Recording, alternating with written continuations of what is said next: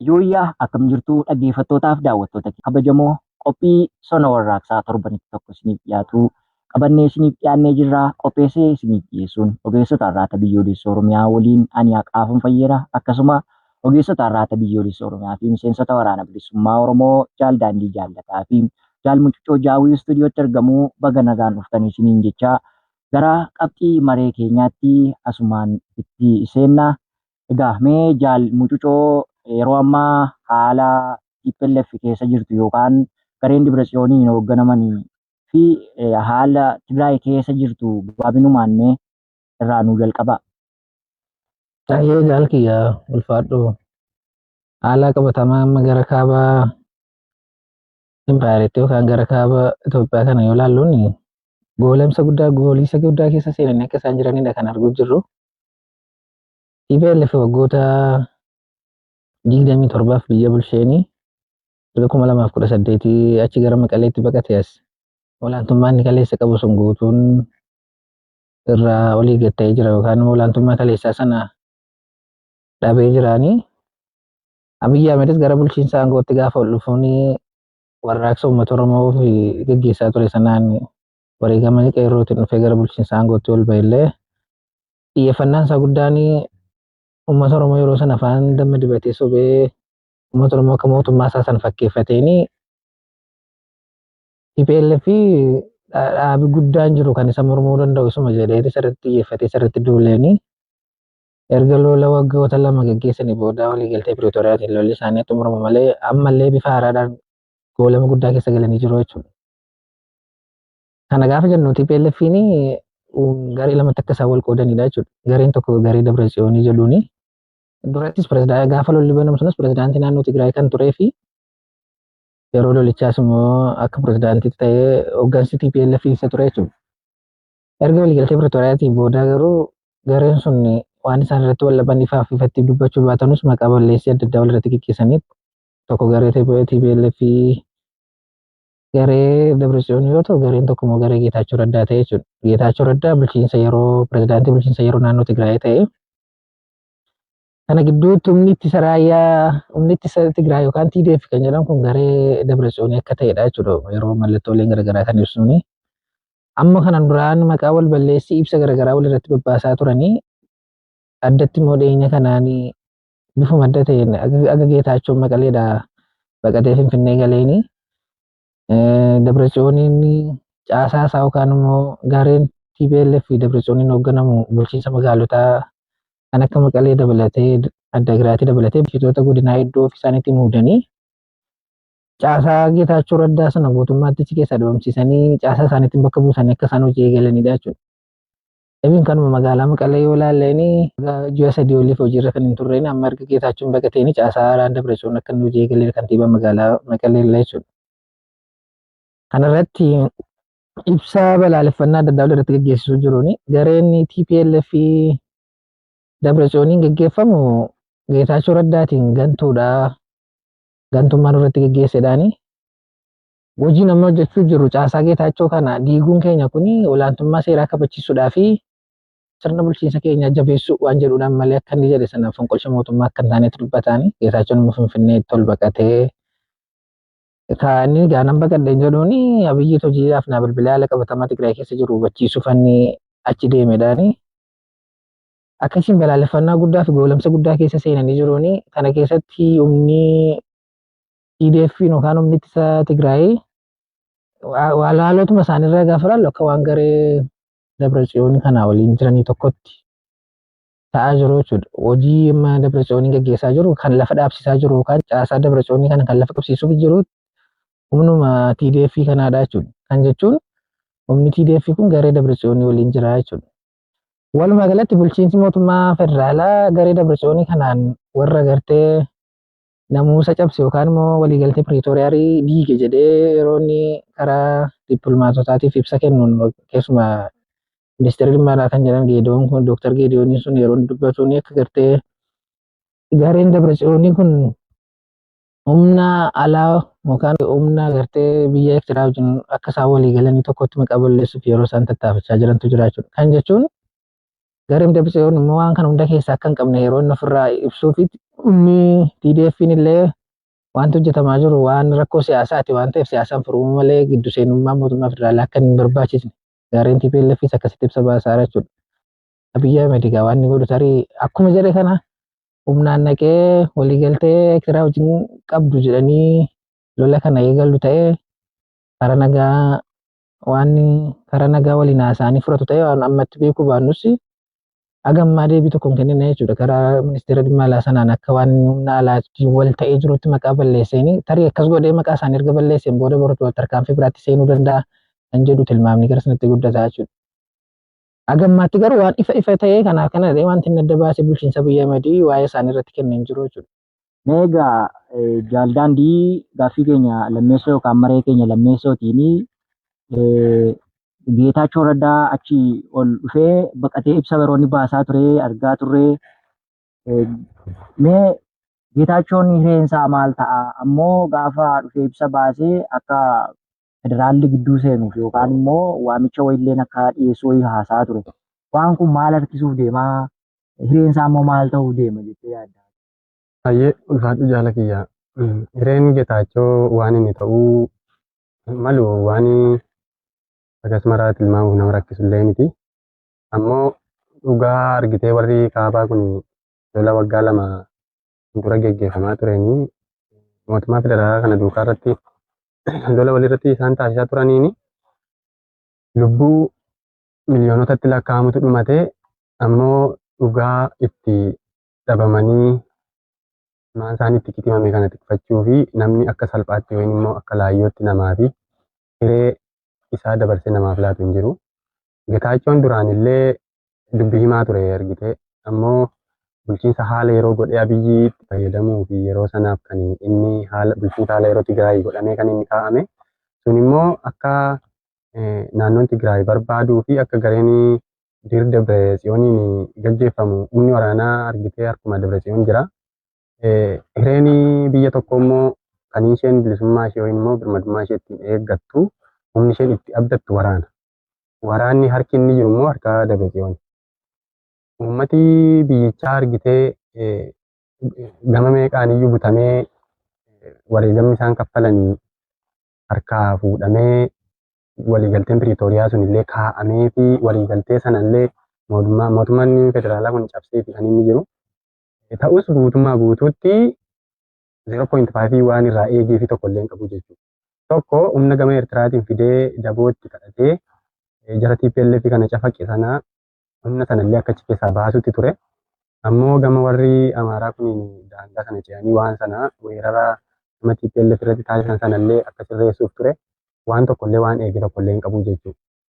Akka bulchiinsa mootummaa federaalaa Abiyyi Ahmediif malutti Geetaachoon dhageettii Abiyyiitiin barcuma aangoo siyaasaa ofii muudama naannoo Tigraay keessatti argate sana tikfachuu fi dhugaa saba isaa haaleetii gara aangoo isaa eeggachuutti bololi'e jechuudha. Kun immoo namni gaafa dhugaa saba isaa irraa galagalu qaanii fi salphina isa mudata argite.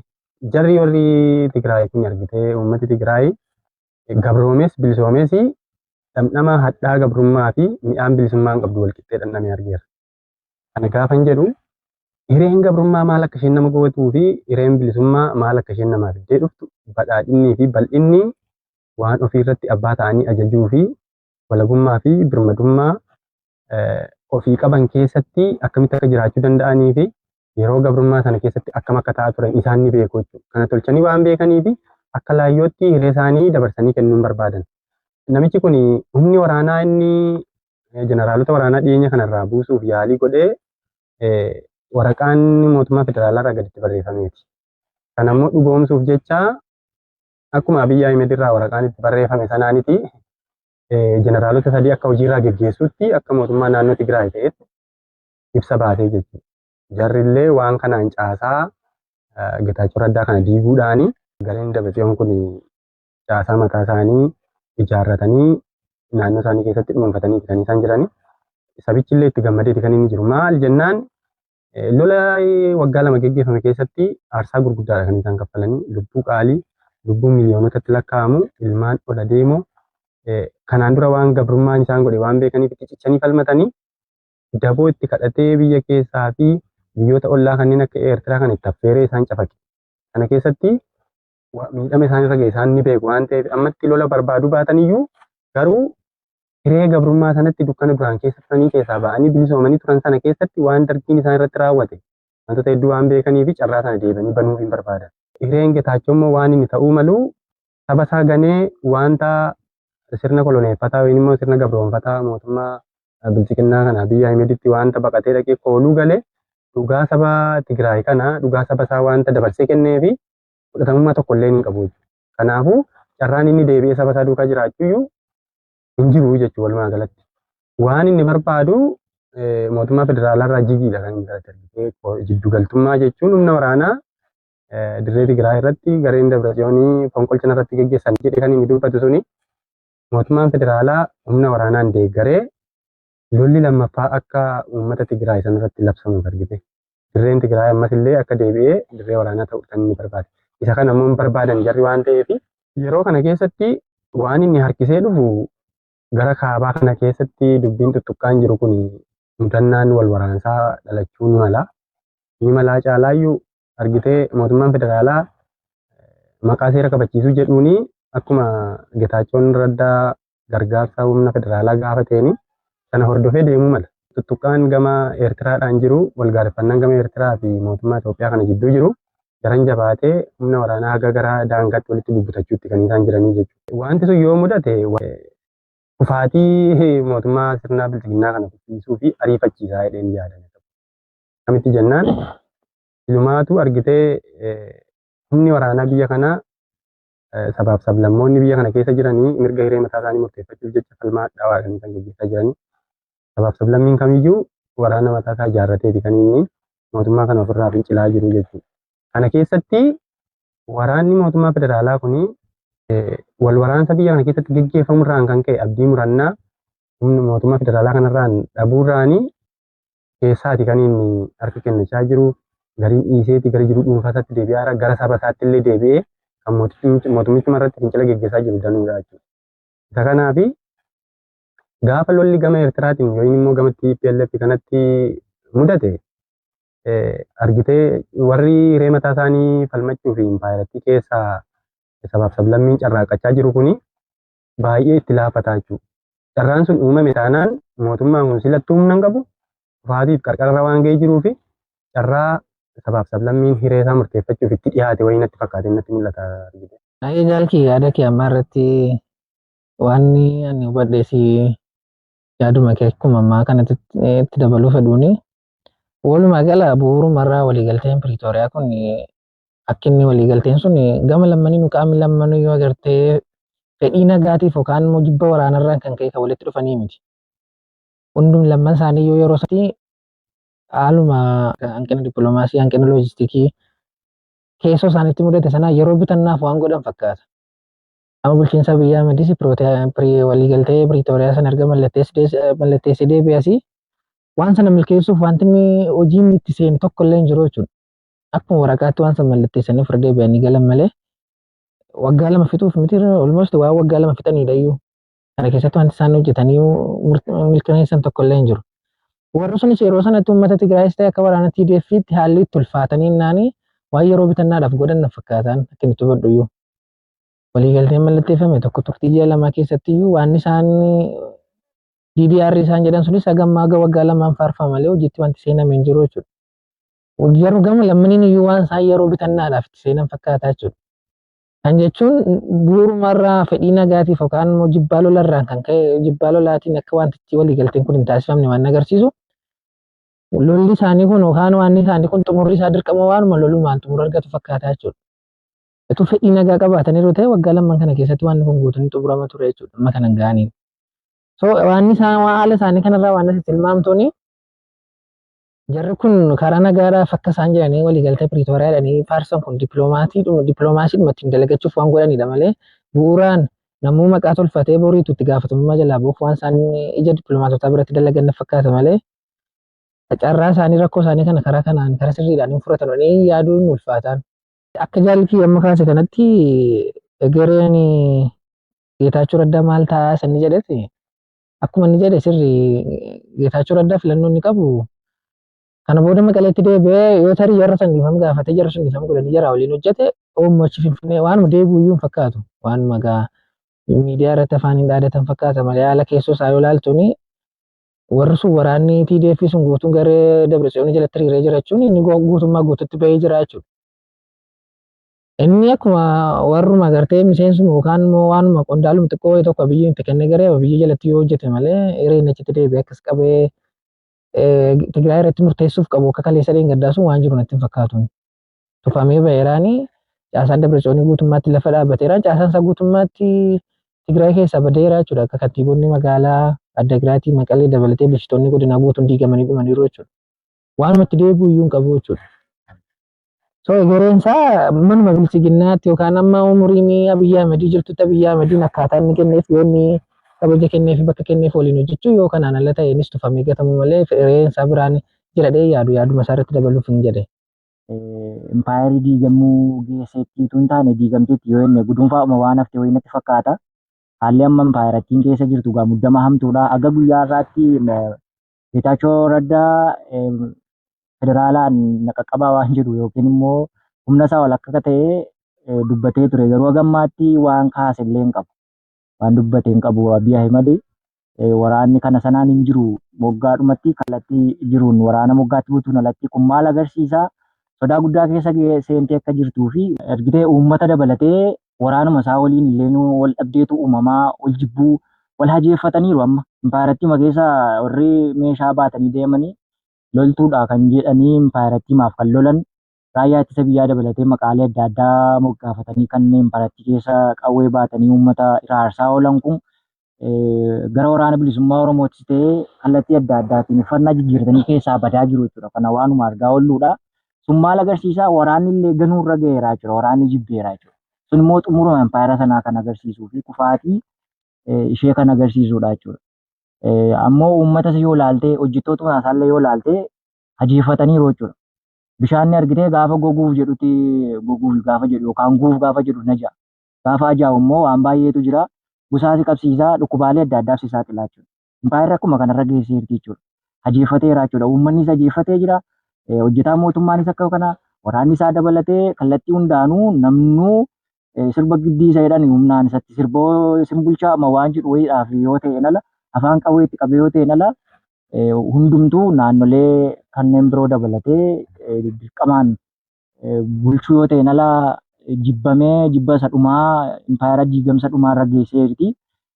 Kun ammoo kufaatii isaa agarsiisaa egaa lolli kun kanaan yoo jalqabe yookaan Eertiraan akkasuma yoo TPLF yookaan immoo humni ittisaa Tigraay yoo lolli tokko jalqabee maal akka ta'uuf deemu kan walumaan ilaallu ta'a. Achuma irratti argitee yaadii hafe yoo jiraate majaalli muciccoon kaasee fi atuu kaaste mootummaan kun beektaa amma yeroo ammaatti bira dhabee wanta duukaa hiriiree kallattiillee namni isa argisiisu illee hin jiru. Qaamni inni waliin achi keessa socho'uu fi waliin hojjetu hundisaayyuu namoota carraa egeree fuula duraa kanaa egeree biyyattii akeekuu hin dandeenyee fi carraanii sabaaf sablammii biyyattii keessaa namoota yaaduu hin dandeenye argitee kan inni ofitti naannessee ani mootummaa biyya kanaatii jedhee soba garaagaraallee ittiin sobaa oolu. Ammas wanti Geetaachoo Raddaa kun maaliin wal fakkaata seeta argitee waanuma akka yeroo darbe kanneen akka obbo Sanyii Nagaasaa fa'aa dhaabni ABO of keessaa suphee dadhabee sirreessuuf illee yaalii gurguddaa godhee ergama diinaa qabaatanii caasaan isaanii guutummaan as keessaa qulqullaa'anii dhabamanii dhaabni illee ibsa irratti baasee namoota iddoo dhabanii garee shiftaa akkasii argitee uummata irratti waan hin taane hojjetu ofitti fuudheetiti bakka kenneefi waliin hojjechuudha kan inni carraa godhatee gara fuulduraatti deemaa jiru jechuudha. Wanta akkasii kun amma gama kaabaa Tigraayittis kan mudate Geetaachoo Raddaa kanas gareen Dabratsiyoon fa'aa jaarsummaatiinis ta'uu bifa maree garaagaraatiin waan saba isaanii waan biyya isaanii sanarratti mariisisanii bocuuf yaalanii turan jechuudha. Wanticha sirreessuuf yaalii gurguddaa godhanii namtichi dideetuma sukkummatee gara warra diinaa kanatti harkifate jechuudha. Gaafa yaalanii dadhaban isaanis caasaasaaf isa achi keessa hariyanii jechuudha. Caasaasaa dabalatee innillee garuma mootummaa federaalaa humna garee warra bilchiginnaa kanaatti kan inni dhaqee kooluu galee jechuudha. Innis hireensaa gara fuulduraatti akkuma sanyii nagaasaa fa'aa sana bakkuma ta'e waan ta'e itti kennu hojii matee wayii itti kennaniiti. Yoo sirni bilchiginnaa haga isheen jiraattee waliin baduu qofaa jechuudha. Galatoon isin jechaa meegaa jaalmutu qabxii marii keenya kan birootiin hongee fi kirkira lafaa naannoo karaayyuutti mudatee fi akkasuma buusaa gonofaa maqaa jedhuutiin uummata karaarsaa jiran kana lamaan ol bukkee qabiitii haala uummanni naannoo sana keessa jiruu fi haala impaayirattiin immoo ittiin daba uummata Oromoo irratti dalagaa oolu. Ulfaadhu jaalkiyyaa. Uummanni Oromoo gara baa shaggar yookaan immoo naannoo Fantaalee Karrayyuu kana keessa jiraatan kun yookaan uummanni Karrayyuu irra guddaan isaanii jechuu dandeenyaani horsiise bulaadha. Lafti isaanii lafa qonnaaf ta'u osoo hin taaneen lafa horsiise horiif qofaaf ta'u jechuudha. Horiin immoo jiraachuudhaaf margaaf bishaan barbaaddi. Naannoo sanatti wanti mudatee jiruun akka gartee waggoota 2 duraa fi almost waggaa 2 fi 3 dura naannoo Booranaa keessatti mudatee jiru. Hongeen guddaan naannoo Karrayyuu kana keessatti mudatee jira jechuudha. Horsiise bulaadha. Horiin marga barbaaddi bishaan barbaaddiini.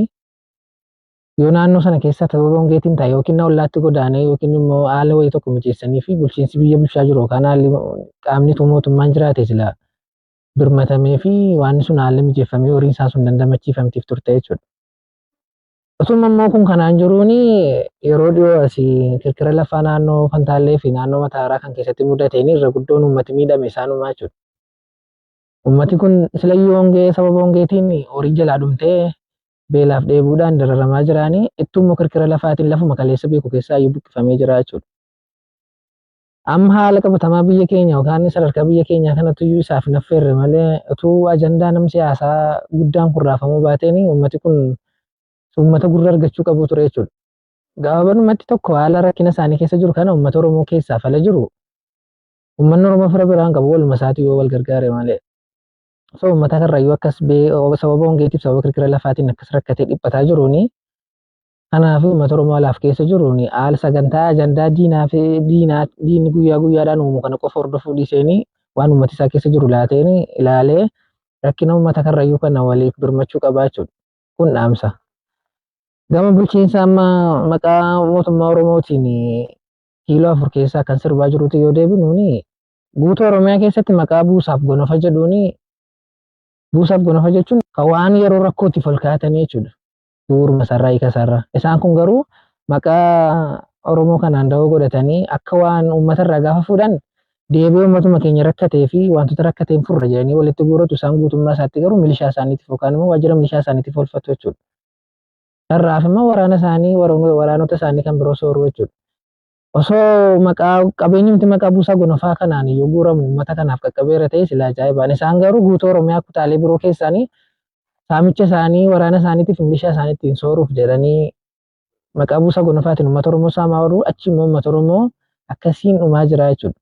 Kanatti dabaleen buqqaatii manneenii amma uummata Oromoo haala ulfaataa keessa jira. Sababa ajandaa dhabee fi mootummaan jedhee waan qaamni of waamu kun yookaan murni bilchiginnaa kun waan hedduu uummata keenya dalagu jiran. Saamichinni maqaa garaagaraatiin saamu hanqatee jennaan ammoo maqaa koolidarii misooma jedhu nama magaalota hedduu amma keessuma bulchiinsa Shaggarsiitii kutaa magaalaa Burraayyuu naannoo Gafarsaa naannoo kana keessatti hawaasi ilaal kiyya mana tokko magaalaatti ijaarrachuu fi akkuma kaleessuma nu beeknu iyyuu jechuudha namni tokko mana magaalaatti ijaarratee lafa isaa bitatee ijaarrachuudhaaf waggoota 10 gadi 20tti dhama'an. Namni waggaa 5 gaditti yaadne hin jiru jechuudha. Amma kanatti yaadee maatii isaa guutuu qindeeffatee horii isaa guutuu irra oolfatee mana magaalaatti ijaarratanii ganama tokko irra dhufee koolidarii irraa diigee darbaa jechuudha. Isaan keessa baanii uummati sun maal jechuu jira waa'ee diigamsa manaa isaanii osoo hin taane aga gartee bokkaadhuma amma gannas deemuu jira miti waqtiin gannaa waqtii gannaas deemuuf illee lafa mataa jala qabannu hin qabnu inni amma sadarkaa kanarra mana amma waggaa amma kana umurii isaaniitti fixanii ijaarratan dhabuu bira darbanii bakka bokkaatti dhiyeessan yaadda'u jiru jechuudha.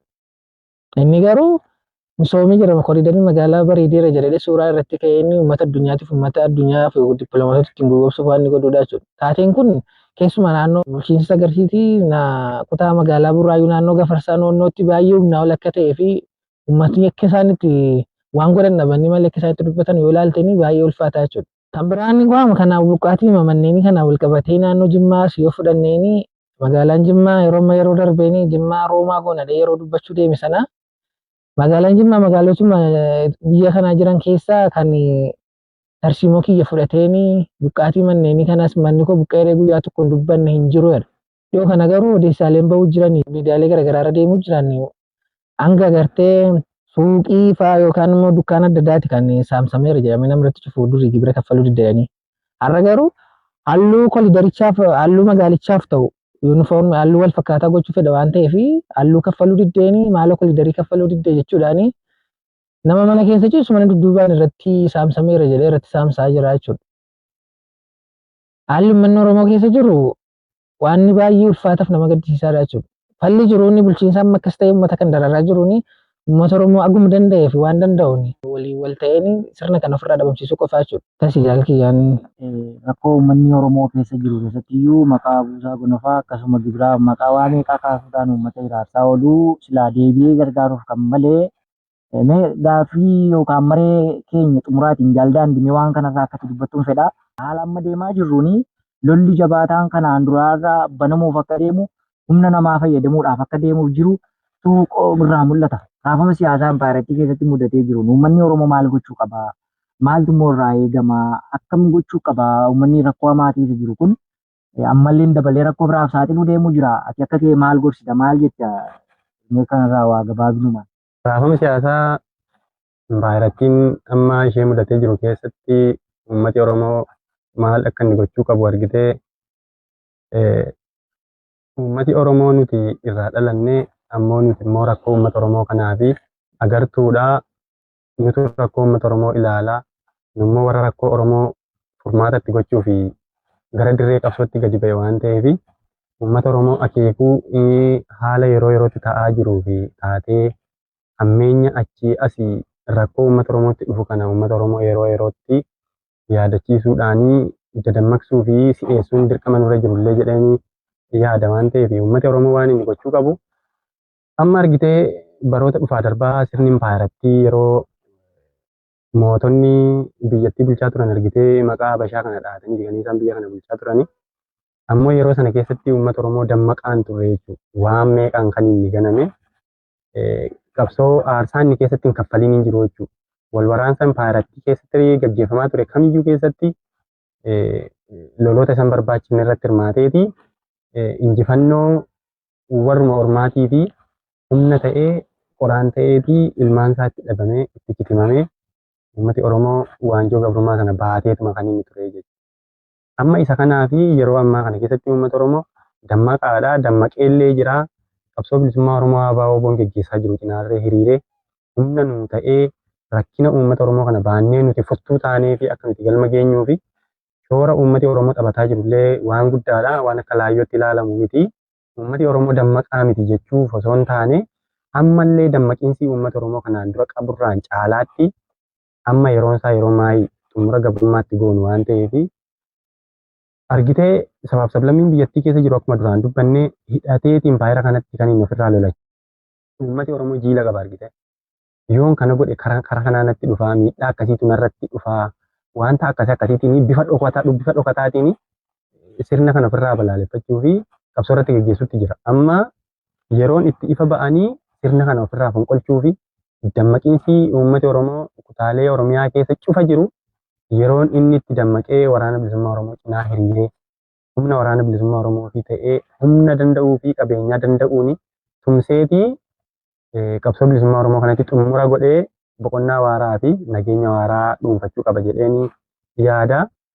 Kana cinaatti argitee sirni impaayiraattii amma raafama isa mudatee jiru kanaanii lola gama Eertiraatti gaggeeffamuuf jiruu fi wal dhabdee gama Tigraay jiru kana keessatti humni waraanaa inni isa barbaachisaa jechuudha. Humni waraanaa immoo akka baay'ee isa hanqatuu fi mooraa waraanaa keessaa loltoonni haga 60,000 ga'anillee yeroo darbe jalaa bannaan gabaallee ukkaamseeti kan inni gara dirree waraanaatti guuraa ture waan waliin beeknu jechuudha. Ammallee haalotuma akkasiitiyyuu uummata Oromoo irratti gaggeeffamaa jira. Dhageettii Oromoota golee biraa irratti raawwatamu Oromoon golee biraa waan quban qabnee fi bifa akkasiitiin afaan qawweetiin ukkaanfameeti kan inni dirree wal waraansaa irratti affeeramee itti kitimamaa ture jechuudha. ammas kunoo waanuma dhiyeenya kana dhaga'amaa jiru kaleessaaf dheengaddaa kunoo gama gara Wallagga Bahaa jechuun gara aanota shanan kana irratti argitee gara Haroo Limmuu kanneen akka Galiilaa, Eebantuu, Hiiramuu dabalatee uummati mana isaa cufee argitee jiruuf jireenya isaa irraa loon isaallee sassaabbachuu yerootti danqameetii bosona keessa kan inni bulaa jiru. Sanuu neetworkii irraa balleessuudhaanii haga ammaatti haga amma sa'aatii kanaatti neetworkii irraa balleessuudhaanii battala uummati ciisutti dhiira ta'ee jaarsas haa ta'uu dargaggeessas haa ta'uu daa'ima reefuu lafaa ol dhufuus haa ta'uu ukkaamseeti kan inni gara lola Eertiraa kanatti qopheessaa kan inni jiru jechuudha. Gara sanatti guuraa jira. Isa kanaaf uummati keenya bakka jiru jalaa of miliqsuudha qaba jennee akka dhaamsaatti kan hin himu.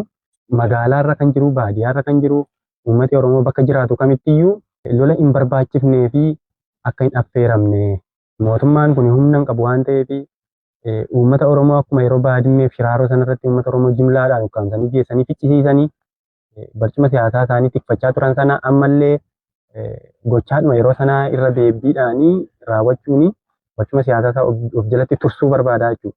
Tursuun immoo boqonnaa waaraa biyya kanaaf fiduu fi yookiin immoo biyya kana misoomsuuf osoo hin taane biyya kana cafaqeetii qabeenya biyya kanaa saamuu dhalataa ol adeema biyya kanaa lubbuudhaan dhabamsiisuuti jechuudha. Sirni kun hojii isaa hojii bilee isaa godhatee kan inni socho'aa jiru.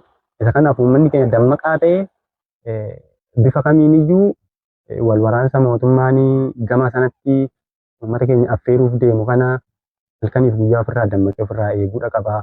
Dammaqinsa qabaatee dargaggoon keenya humna isaa yeroo ammaatiin humna ta'ee Oromoof Oromiyaa ijaaruu fi waraana bilisummaa Oromoo tumsee cinaa hiriiree fi sirna kana ofirraa kaasuudha qaban jedha. Kanuma jaalladha. Baay'ee kan isin dhaggeeffachaaf daawwachaa turtan qophii sona warraaqsaa karaa irraata biyyoolessa Oromiyaa isiniif tamsa'aa turedha. Aga xumura qophii keenya kanaatti nu waliin turuu waan nu dhaggeeffattaniif guddoo galatoomaa fayyaa ta'a. Qophii biroon torbee dhuftu akka walitti deebinutti fayyaaf nagaa keessa nuuf tura. Horaa bulaa deebanaa injifannoon uummata Oromoof.